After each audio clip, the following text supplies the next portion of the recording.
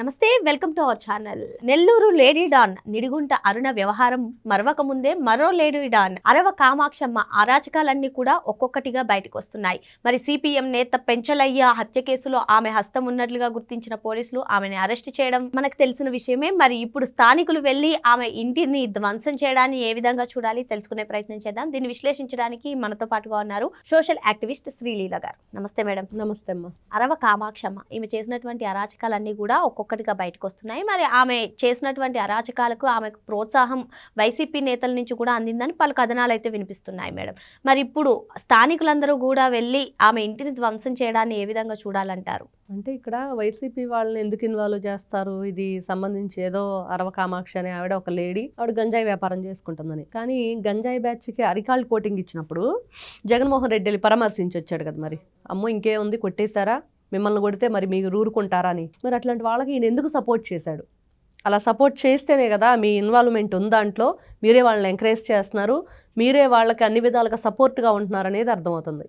మరి ఈ రోజున ఈ అరవ కామాక్షి ఎవరైతే ఉన్నారో, పాపం పెంచలయ్య చిన్న ఫ్యామిలీ, పాపం ఇద్దరు చిన్న చిన్న పిల్లలు, భార్య ఈ రోజున అనాథులైపోయారు. ఈవెన్ ఆమె చేస్తున్నటువంటి అరాచకాలన్నింటినీ కూడా ఆయన ఒక్కొక్కటిగా బయట పెడుతున్నటువంటి నేపథ్యంలోనే ఆయన్ని హతమార్చారనే ఊహాగానాలు వినిపిస్తున్నాయి. ఊహాగానాలు అంటే మొన్న అతను మరణించినప్పుడు మనకి నేను చదివింది చూసింది విన్నది ఏంటంటే, ఆ రోజున ఆయన ఆ పిల్లల్ని ఎవరైతే గంజాయి తాగుతున్నారనేది అతనికి తెలిసింది, అది ఎక్కడి నుంచి వస్తుందనేది కూడా తెలిసింది.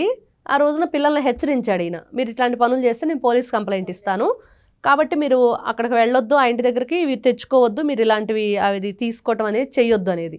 ఆ తర్వాత 2-3 రోజుల తర్వాత ఇతను రోడ్డున నడుచుకుంటూ వెళ్తుంటే వాళ్ళు కత్తులతో దాడి చేసి చంపేశారు. మరి ఇంకా ఏం చెప్పాలి? ఏం చేశాడు వాళ్ళని? వాళ్ళకి ఏమన్నా మంచి విషయం చెప్పడానికి వెళితే ఇతనికి చెడు ఎదురైంది, మంచికి వెళితే. మరి ఒక లేడీగా ఉండి మహిళలు ఎలా ఉండాలి? మహిళలు చాలా సాఫ్ట్ కార్నర్ ఉంటారు, వాళ్ళు మంచిగా చెప్పేతే వింటారు అంటే ఈవిడ యువతని చంపేయమని ప్రోత్సహించింది. ఆవిడ చెప్తేనే వాళ్ళు చేశారు అనేది ఈ రోజున వినిపిస్తుంది. ఇంత దారుణంగా ప్రవర్తిస్తున్న వీళ్ళు భారీ స్థాయిలో ఆవిడ దగ్గర, ఆవిడ ఇంట్లో గంజాయి దొరికింది, డబ్బు దొరికింది. మరి ఆవిడ ఎందుకు ఈ వ్యాపారాన్ని ఈ విధంగా కొనసాగిస్తూ యువతని తప్పుద్రోవ పట్టిస్తుంది? ఈ రోజున డ్రగ్స్ వద్దు బ్రో అని చెప్పేసి కూటమి ప్రభుత్వం ఏదైతే కూటమి అధికారంలోకి వచ్చిన తర్వాత ఈగల్ టాస్క్ ఫోర్స్ తీసుకొచ్చి ఎక్కడికక్కడ గంజాయిని హరిస్తుంటే, మరి ఇలా ఈ విధంగా గంజాయిని వైసీపీ ప్రోత్సహించడం ఏ విధంగా అర్థం చేస్తుంది? ఈగల్ అంటేనే డేగ కన్నుతోటి చాలా అది సూక్ష్మంగా ఉన్నది కానీ కూడా కనిపెట్టిద్ది, అది ఎక్కడో ఆకాశంలో ఉన్న చిన్న దాన్ని కూడా కనిపెట్టిద్ది. ఆ విధంగా మేము కూడా మా క్లూస్ ఏదైతే ఉంటాయో అవన్నీ కూడా మేము సేకరిస్తామని చెప్పి వీళ్ళు పెట్టడంతో అర్థం అది నిజంగా అలానే జరుగుతుందా, ఇంకా మనకు కనపడనివి ఉన్నాయా అంటే, ఆ మధ్య డ్రోన్లకి చెట్టు తొర్రలో వీళ్ళు ఒక సారాయి కాసేవన్నీ కూడా దాస్తున్న వైరం కూడా కనిపించింది కుటుంబ ప్రభుత్వం అధికారంలోకి వచ్చాక. ఇవన్నీ ఇట్లాంటివన్నీ ఇంకా ఉన్నాయి, అవన్నీ కూడా సమూలంగా నాశనం చేయాలి. ఈ రోజున ఇట్లాంటి వ్యక్తులు ఎవరి వల్ల వీళ్ళు బ్యాక్గ్రౌండ్ ఎవరుండి నడిపిస్తున్నారు వీళ్ళని, అది కూడా బయటకు తీయాలి. ఇటీవల కాలంలో వైసీపీ విద్యార్థి విభాగ నేత కొండారెడ్డి గురించే గంజాయి సప్లై చేస్తున్నారని వార్తలు వెలుగులోకి వచ్చాయి.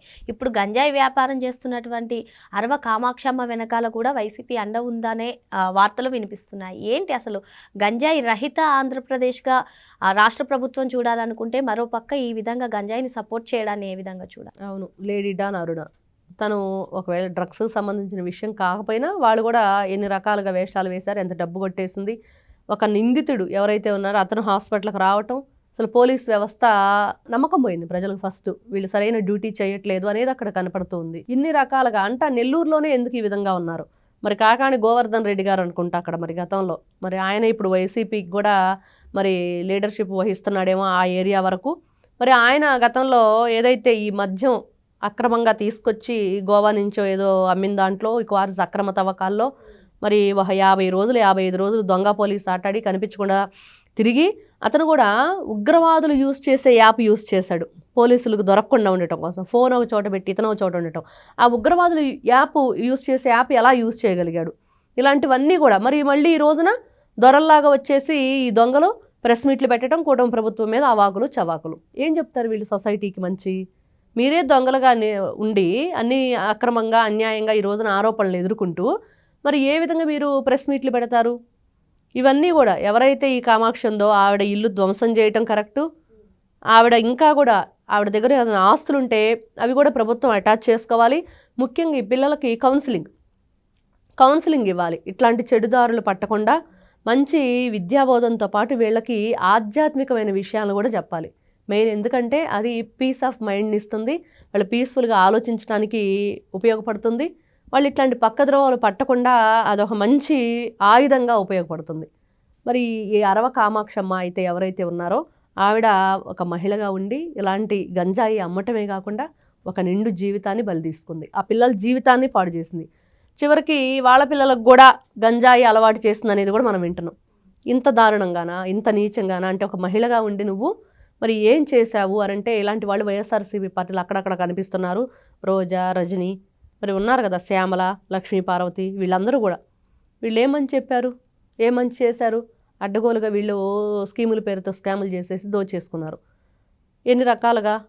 మరి కాబట్టి ఇట్లాంటి వ్యక్తులందరూ కూడా మంచిని చెప్పే విధంగా ఉండాలి, మంచిని ఆలోచించేటట్లుగా ఎదుటి వాళ్ళకు ఉపయోగపడాలి. యువతని, ముఖ్యంగా యువతని కాపాడుకోవాల్సిన బాధ్యత ఈ రోజున కూటమి ప్రభుత్వం మీద ఉంది. ఏదైతే ఈ గంజాయి వ్యాపారుల మీద ఏ సెక్షన్స్ అయితే నమోదు చేస్తున్నారో వాటిలో మార్పులు చేర్పులు తెచ్చి ఇంకా కఠినమైన చర్యలు తీసుకోవాలి. సొసైటీకి వీళ్ళ వల్ల నష్టం లేకుండా చూడాలనేది ఈ రోజున అందరూ కోరుకుంటున్నారు.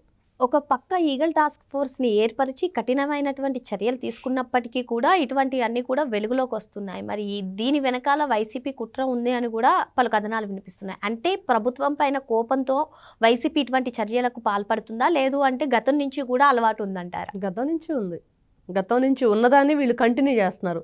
ఈ రోజున అక్కడ ఎవరైతే ఈ జోగి రమేష్ మద్యం దొరికిందా, మరి వాళ్ళు కూడా గతంలో మరి ఈ మద్యం మాఫియా నడిపించారా, ఆఫ్రికా టు ఆంధ్ర. మరి ఇవన్నీ కూడా వీళ్ళ గత చరిత్రే, నీచమైన చరిత్ర, దాన్ని కంటిన్యూ చేస్తున్నారు. దొరకనంతకాలం మనం దోచుకుందాం, దొరికిన తర్వాత అప్పుడు చూసుకుందాం అన్నట్లుగా ఉంది వీళ్ళ వ్యవహార శైలి. ఎక్కడైనా సరే వీళ్ళు ఒక తప్పు చేశారు అంటే వెంటనే దాని మీద కఠినమైన చర్యలు జరగట్లేదు. బెయిల్ మీద బయటకు వచ్చేస్తున్నారు. ఎందుకు ఇస్తున్నారు బెయిళ్ళు? ఎందుకు ఇవ్వాల్సి వస్తుంది? జగన్మోహన్ రెడ్డి గారు 12 సంవత్సరాల నుంచి ఉన్నారు. ఆయనకు తానా తందానా అనేవాళ్ళు కూడా బయట తిరుగుతున్నారు. వాళ్ళ బాబాయ్ కేసు ఉంది, దాంట్లో అతీగతి లేదు దానికి ఇంతవరకు. అన్ని ఆధారాలు ఉన్నాయి, అందరికీ తెలుసు, ఓపెన్ సీక్రెట్ అది. అయినా కూడా ఎటువంటి శిక్ష లేదు. దీని మీద ఇట్లాంటివన్నీ కూడా వీళ్ళంతా గతం నుంచి ఇవన్నీ చేస్తూనే ఉన్నారు.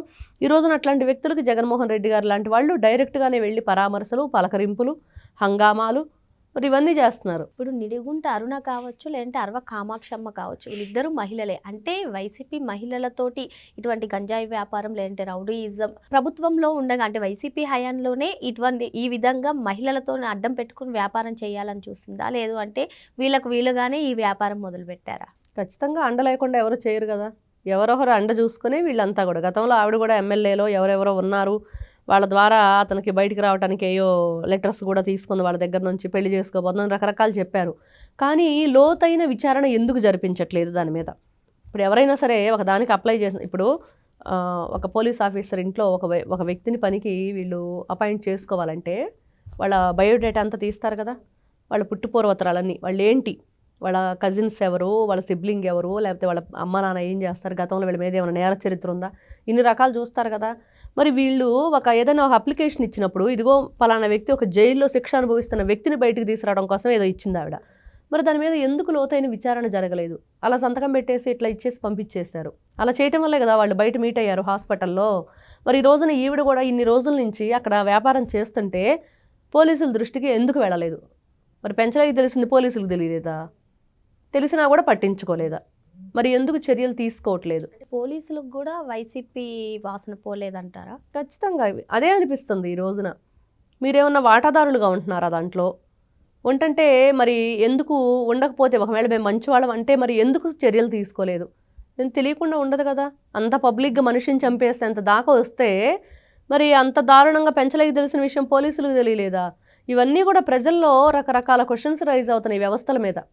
ఎందుకు వీళ్ళు కఠినంగా ప్రవర్తించట్లేదు, ఎందుకు వీళ్ళు కఠినమైన వాళ్ళ మీద పనిష్ చేయట్లేదు వాళ్ళని?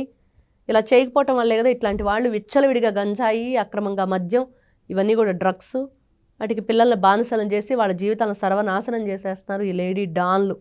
మహిళలుగా ఉండి వీళ్ళు అంతే. ఇప్పుడు ఏమంటున్నారంటే మహిళలు అలా చేయటం ఏముందలే, జగన్మోహన్ రెడ్డి గారు సతీమణి ఈ రోజున భారతిరెడ్డి గారు ఏ రోజు కూడా వాళ్ళ సొంత ఆడబడుచుని మాట్లాడితేనే ఆవిడ ఏ రోజు ఖండించలేదు. వేసెల రాజధాని అని ఆవిడ ఛానల్లో చెప్పించింది. మరి ఇట్లాంటి వ్యక్తులు ఉన్నంతకాలం ఇలానే ఉండిద్ది వ్యవస్థ అనేది కూడా ప్రజల్లో ఈ రోజున క్వశ్చన్స్ రైజ్ అవుతున్న పరిస్థితి. మరి ఈ గంజాయి పైన అటు ప్రభుత్వం చర్యలు తీసుకోవడమే కాకుండా అసలు సామాజిక బాధ్యత కిందకి పోలీసులు కానివ్వండి, అధికారం ఉన్నా లేకపోయినా ప్రతి ఒక్కరి మీద బాధ్యత ఉందని చెప్పి మేడం చెప్తున్నారు. మరో అంశంతో మళ్ళీ కలుద్దాం. Thank you madam. నమస్తే.